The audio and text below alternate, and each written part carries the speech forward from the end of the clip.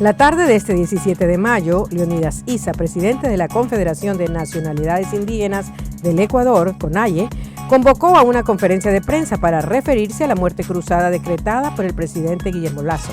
Issa estuvo acompañado de varios representantes indígenas como Zenaida Yazamaca, vicepresidenta de la CONAIE, y Mireya Pazmiño, ex asambleísta afín al movimiento indígena.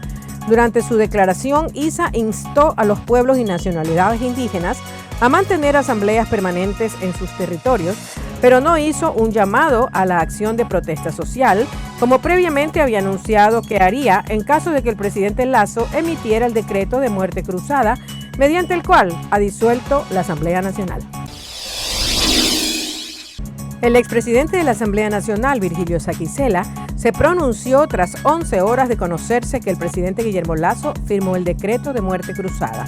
En una rueda de prensa por fuera de la Asamblea y acompañado de asambleístas como Yesenia Guamaní, Mireya Pazmiño y Fernando Cabascango, entre este 17 de mayo, Saquicela defendió el derecho de fiscalización que tiene el legislativo refiriéndose al juicio político en contra de Lasso. El expresidente de la Asamblea está convencido de que no hay motivación para disolver la muerte cruzada y que por lo tanto es la Corte Constitucional la que tiene que intervenir. El Grupo Libertad y Democracia, integrado por presidentes y expresidentes conservadores de Latinoamérica y España, respaldó el miércoles pasado la decisión del mandatario ecuatoriano Guillermo Lasso de disolver la Asamblea Nacional mediante la denominada muerte cruzada en medio de un juicio político en su contra. El bloque al que pertenece el propio Lasso dijo en un comunicado que la medida se enmarca dentro de las atribuciones que la Constitución le otorga y permite una salida democrática a la grave crisis política y de conmoción interna que vive el Ecuador. Virgilio Saquicela dio una rueda de prensa en una oficina por fuera de la Asamblea y dijo que espera un pronto pronunciamiento de la Corte Constitucional y que será acatado bajo cualquier dictamen que tenga. El funcionario está convencido de que no hay una motivación para disolver la muerte cruzada y a su criterio Lasso tomó la decisión cuando vio que la voluntad soberana del pueblo ecuatoriano reflejaba a los legisladores de este país. Era que se vaya a su casa. El Consejo Nacional Electoral informa que fue notificado oficialmente de la decisión del Ejecutivo y que asume el reto de realizar las elecciones anticipadas. Según el jurista Emilio Suárez, la Corte Constitucional puede admitir a trámite una demanda de inconstitucionalidad para su análisis, pero en este caso no puede pronunciarse sobre si se cumple o no la causal, pues esa es solo facultad del presidente. Así lo señala la Constitución y la Corte es guardiana de la Constitución. Suárez recordó que el organismo electoral es la máxima autoridad en época de elecciones, etapa que empezará en un plazo máximo de 7 días cuando el Consejo Nacional Electoral convoque a nuevos comicios. Cualquier interferencia en este proceso podría ser causa de sanciones que van hasta la destitución. El gobierno busca respaldo político ciudadano y de la comunidad internacional a la decisión del presidente Guillermo Lasso de aplicar la muerte cruzada. Ese fue uno de los ejes de las constantes reuniones que se produjeron en la presidencia durante la jornada de hoy, y la primera expresión de ese respaldo se produjo en la tarde cuando un grupo de ex legisladores afines al gobierno se pronunciaron a favor de la decisión. Así se busca neutralizar los anuncios en contra de otros sectores políticos y de la disuelta Asamblea. La Asamblea Nacional fue disuelta y con ello cientos de trabajadores con contratos ocasionales quedaron en el desempleo. Aunque los 137 legisladores son la primera evidencia del despido, un ex empleado del legislativo nos cuenta que muchas cabezas de hogar salieron con una mano por delante y otra por detrás con el anuncio del primer mandatario. Marco de la Cruz, experto parlamentario, quien trabajó por 3 periodos seguidos en el legislativo, cumpliendo diversas funciones, nos relató que más del 90% de los empleados de esta entidad del Estado no contaban con nombramiento y por ello se suman a la tasa de desempleo en el país. Tras ser recibida la demanda de Esteban Torres, Yesenia Guamaní y otros ex legisladores, la Corte Constitucional otorgó la diligencia a 2 jueces para que se encarguen de conocer y tramitar el pedido. El documento señalaba que la muerte cruzada es inconstitucional, sin efecto jurídico, inconveniente y disfraza de la dictadura. El juez Joel Escudero será quien conocerá la demanda planteada. Personal de la Fiscalía General del Estado y policía ejecutaron la noche del miércoles pasado 5 allanamientos en Quito y Guayaquil en el marco de una investigación por presunto lavado de activos. Señalaron que el vocal del Consejo de la Judicatura, Javier Muñoz, es indagado en este caso y asimismo la institución publicó imágenes del procedimiento. Horas después de los allanamientos, Muñoz indicó que la actuación de la Fiscalía se enmarca en un ataque sistemático al Consejo de la Judicatura. La abogada de 34 años fue asesinada por su pareja, el ex policía Germán Cáceres, el pasado 11 de septiembre en los interiores de la Escuela Superior de la Policía Nacional. En esta diligencia, más de varios testigos rindieron su versión en el complejo judicial ubicado al norte de Quito. Hoy se dio a conocer cuándo será el juicio final. Elizabeth Otavalo, madre de Bernal, indicó que esta diligencia será el dictamen final, donde se conocerá una sentencia condenatoria en contra de Cáceres.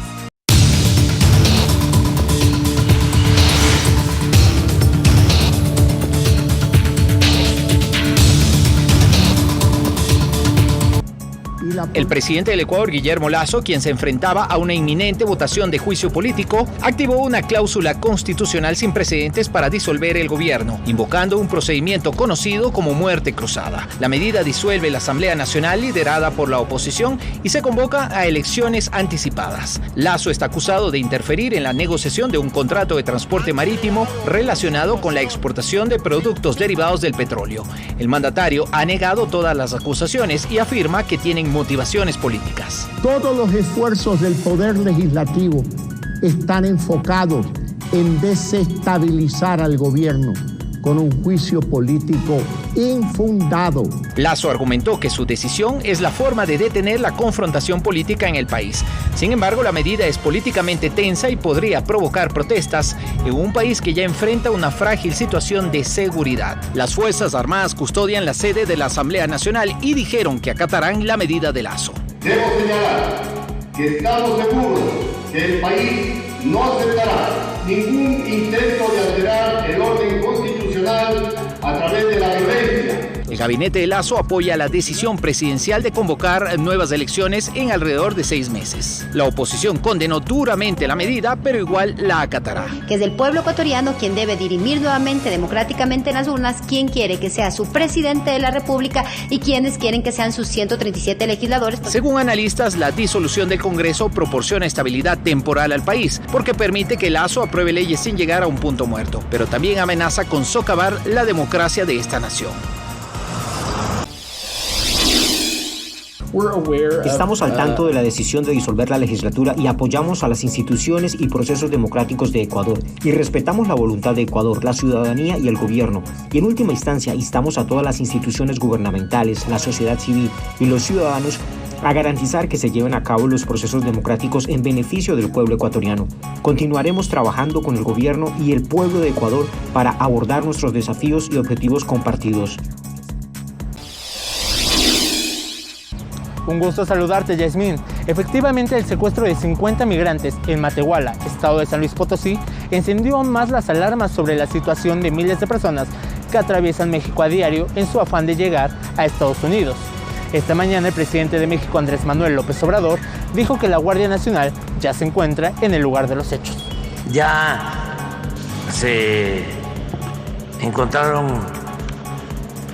a algunos, se tiene identificado el sitio, en fin, ya se está trabajando en eso. Hay un despliegue de la Guardia Nacional y esperemos pues rescatarlos. Y sobre este plagio difundido el martes, un líder transportista nos contó lo que sabe. Le hacen una llamada presentándose como del cártel del Golfo y le solicitaron la cantidad de $1,500 por persona para que pudieran ser liberados. Entre tanto, la Fiscalía del Estado de San Luis Potosí dice que ya fueron hallados 9 migrantes. Las mismas personas refieren que había aproximadamente 16 personas más en esta misma condición, privadas de su libertad en una casa de seguridad también en Nuevo León. En Brownsville, Texas, 3 autobuses de migrantes, incluyendo familias con niños, son expulsados a Matamoros, México, después de que cruzaran la frontera de manera irregular. Estos autobuses van a ser a diario, todos los días, 7 días a la semana, al igual que los vuelos que ya van a empezar. El Servicio de Inmigración y Control de Aduanas de Estados Unidos realiza vuelos de repatriación. Entre ellos salen 2 vuelos esta mañana desde Harlingen, uno rumbo a El Salvador y otro a Honduras, el próximo a Guatemala. Muchos de países a veces no tienen repatriaciones formales establecidas con ese país, como Venezuela, pero entonces se hacen acuerdos con otros países que sí dicen vamos a recibir venezolanos. Paola Bracho y su hija Aranza optaron por la vía legal a través de la aplicación CBP One. ¿Cuántos años te va a cumplir? 7. La niña cumple sus 7 años en territorio estadounidense y ahora se dirigen a Nueva York. Y aquí estamos con los papeles y bueno, a trabajar y a cumplir con lo que dice la ley aquí. Cruzar ilegalmente nunca cruzó por su mente. Después de tanta lucha que pasé para Venezuela, para acá no ponerle en riesgo, no. El 90% de migrante que entra ilegalmente al país está siendo procesado para una deportación formal. El 10% son niños no acompañados. Las consecuencias de cruzar ilegalmente la frontera son serias. Se te va a detener y va a haber una deportación formal, el cual ya va a quedar en tu récord de migración para cuando apliques legalmente algún día, no te van a permitir por 5 años aplicar legalmente a este país. Me estaban pidiendo por trabajo y yo la mera verdad pues me gustaría ayudarles a todos, pero pues era imposible. Entonces me puse a pensar un poco y dije que con un poco de agua y jabón y unas cuantas manos que quieran venir a ayudar. Organizadamente 20 inmigrantes se enlistan en esta gasolinera en Brownsville para lavar carros a cambio de donaciones que les darán la oportunidad de comer, dormir en un hotel o comprar el boleto para llegar a su destino final. Nos ocurrió una idea buena, como nosotros le dijimos que sabíamos lavar el vehículo, que sabíamos hacerle todo, pues nosotros de verdad no les quitamos nada porque ellos, así como vinimos nosotros, llegaron ellos también, y ellos de verdad no tienen. Y uno mismo tiene que buscar la solución. Lo que queda es de trabajar. Todos queremos tener una vida mejor aquí, así que en realidad no juzgo, no digo nada. Mi esposa es hispana, mi familia es hispana. No estoy aquí para juzgar a nadie. Me encantaría que todos fueran felices y que todos estuvieran en un mejor lugar y tuvieran un mejor sueño en su vida. Para algunos es también una oportunidad de darse un baño, pues en ocasiones, sin estar aún en verano, la temperatura supera los 34 grados Celsius, acompañada de mucha humedad. Indiferente al propósito de cada uno de ellos, los migrantes, hay agradecimiento ante la mano amiga que se extiende en un país desconocido y en donde no hablan el idioma. Buena gente, demasiado agradecido con él y todo, y aquí estamos dejándole todo bien pintado, todo bien acomodado. Por eso, aparte de agua, esponjas y jabón, se ven escobas y brochas de pintura, porque dicen que esta es su única forma de devolver favores. Nuevamente el gobernador Ron DeSantis interviene en la crisis migratoria entre Estados Unidos y México. El mandatario estatal aprobó el envío de unidades de la Guardia Nacional y fuerzas policiales desde Florida hasta Texas, una frontera localizada a más de 2.250 kilómetros de distancia entre ambos estados. Creo que necesitamos políticas de migración fuertes. No somos ciudadanos del mundo, somos ciudadanos estadounidenses. El gobierno estatal de Florida dijo que enviará 800 soldados de la Guardia Nacional y más de 300 agentes policiales. También aprueba la designación de operaciones de aeronaves tripuladas y drones, embarcaciones y patrullas. Comunidades de inmigrantes en Florida rechazan esta decisión, pues estiman que se inclina a entrometerse en otra jurisdicción y gastar presupuesto de los contribuyentes de Florida. Está creando una crisis donde no es que él lo está haciendo única y exclusivamente porque él quiere este país. Realmente no pueden hacer nada porque es una frontera federal. Así que es solo un desperdicio, es demagogia, señalando a las personas, atacándolas con odio con fines políticos. Este martes el gobernador de Texas, Greg Abbott, a través de una carta oficial, solicitó a otros estados el envío de tropas militares y agentes de seguridad para reforzar la frontera con México, ante lo que califica una posible inundación de inmigrantes tras el fin del Título 42. Florida fue el primer estado en atender el llamado, le siguió Idaho, según Abbott. Más de 4.000 migrantes han hecho su arribo a la ciudad de Nueva York en la última semana y varios, como el caso de Karina, relatan una separación de sus hijos en la frontera. Sin saber lo que estaba pasando, dice que la subieron en un avión hacia Nueva York, pero sin su hija de 19 años. A mi hija le llevaron esposada en los pies y manos, a nosotros también nos llevaron a mi esposo, igual esposa nos separaron a todos y cuando nos sacaron, solo nos sacaron a nosotros y no sabían nada de mí. Y como nosotros preguntábamos, pero nos decían que no, ellos no saben español, no Spanish, y nunca nos hicieron nada hasta el día de ayer que mi hija me llamó, había pedido una llamada que le den para decirme que ya ha salido, pero pensé que estaba aquí, dijo no mami, me dejaron en Guayaquil. A Pilar le pasó lo mismo, la separaron de su esposo y espera todos los días su llamada para saber dónde está. Llegar a Nueva York es el comienzo de otro calvario, pues no hay espacio para alojar a los migrantes, y luego de protestas de padres de familia para evitar que los llevaran a dormir a los gimnasios de las escuelas, el alcalde revaló la medida y este miércoles varios autobuses se llevaron a los migrantes desde una escuela en Coney Island a otra locación desconocida hasta el momento. 50% de los hoteles de la ciudad están ocupados con migrantes y aquellos con niños pequeños temen por su seguridad. Sí, nos ayudan, pero no sabemos en qué manos vamos a estar nuestros niños, qué va a pasar con ellos. Y demócratas siguen midiéndose en las elecciones primarias en Estados Unidos. Este martes, una de las contiendas más representativas fue la carrera por la gobernación de Kentucky. El candidato, apoyado por Donald Trump, ganó la nominación republicana. Así, el actual fiscal general del estado, Daniel Cameron, se enfrentará en noviembre al gobernador demócrata Andy Beshear. En Jacksonville, Florida, habrá una segunda vuelta para definir el candidato republicano a la alcaldía de la ciudad y en Filadelfia, la demócrata Cherelle Parker ganó las primarias para la capital, Pensilvania. Las exportaciones de Nicaragua a China registraron un descenso en el primer cuatrimestre de este año, según lo refleja el gobierno a través del Centro de Trámites de las Exportaciones CETREX.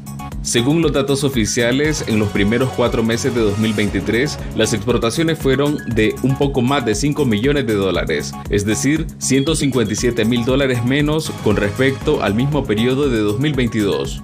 Las exportaciones hacia China no han logrado crecer como se tenía con las expectativas iniciales con este acercamiento desde China con Nicaragua.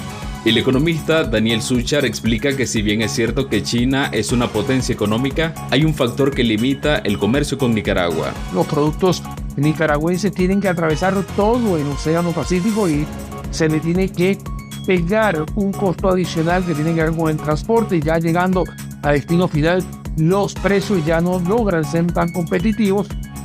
Los datos del Centro de Trámites de las Exportaciones indican que la meta del gobierno de Daniel Ortega no se han podido cumplir al corto plazo. Sin embargo, el ministro de Hacienda, Iván Acosta, asegura que solo es cuestión de tiempo para dinamizar el comercio.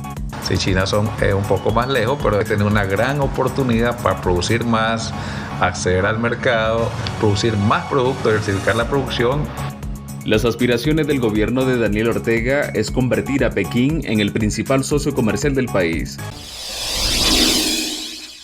Tras la decisión del presidente Nicolás Maduro de mantener el salario mínimo, el economista Rafael González Villegas considera que un sueldo mínimo de $5 es una burla y lo ve como parte de un plan.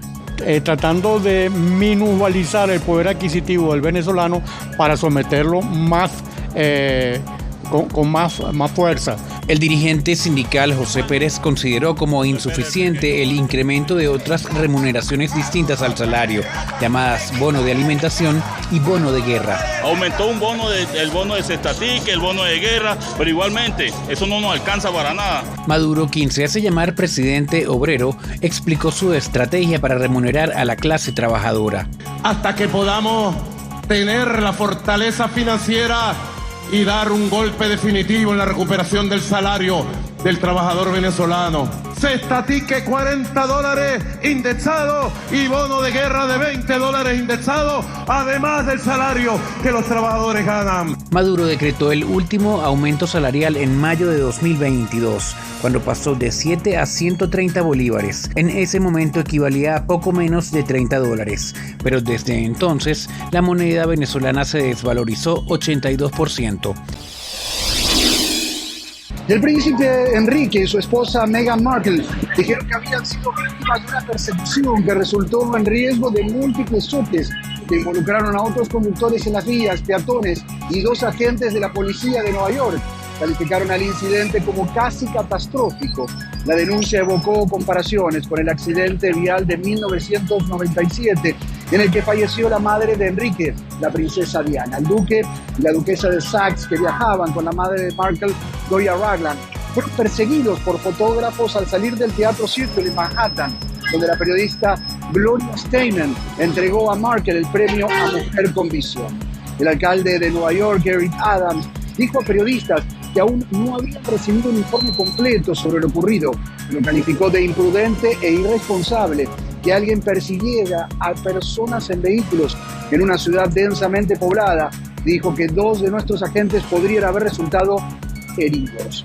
Los paparazzis fueron confrontados por la policía uniformada, pero ignoraron las advertencias y continuaron persiguiendo a la pareja. La policía investiga si ocurrió algún tipo de delito durante esta persecución. Enrique, el hijo menor del rey Carlos III, y la ex actriz Meghan Markle se casaron en el castillo de Windsor en 2018, pero renunciaron a sus deberes como miembros de la realeza en el 2020, citando lo que describieron como intrusiones insoportables y actitudes racistas de los medios británicos. El mausoleo que guarda los restos del grande del fútbol Pelé abrió sus puertas al público. Los primeros visitantes llegaron esta semana a la ciudad costera de Santos, en las afueras de Sao Paulo, donde en honor al 3 veces campeón del mundo se levantó este cementerio vertical, a donde podrán llegar de aquí en adelante todos sus fanáticos, todos los días de la semana, de lunes a viernes.